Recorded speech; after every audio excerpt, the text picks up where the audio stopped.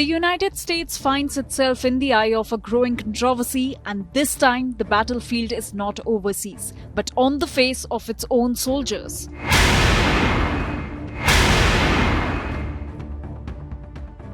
A recent military grooming directive banning beards and long hair has sparked outrage, with the Sikh community calling it a direct strike on religious freedom.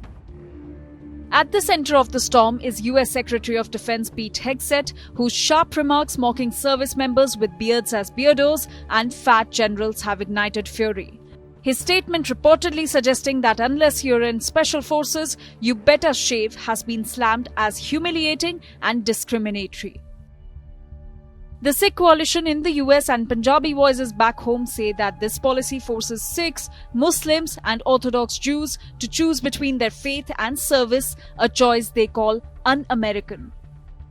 In India, the top Sikh body, SGPC, is up in arms, linking this move to a wider pattern of bias against Punjabi origin individuals, pointing to past deportations and disrespectful treatment of elderly Sikh detainees.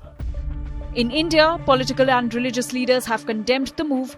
Shiromani Akali Dal strongly objected and described the decision as discriminatory, adding that Sikhs have historically served with honor in the US Army while proudly maintaining their religious identity.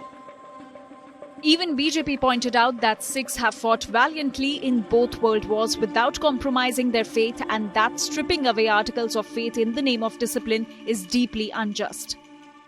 Trump administration's regressive policy on the article of faith in military is highly condemnable. Now, by stripping them of their article of faith in the pretext of discipline, this is highly unjust and is condemnable.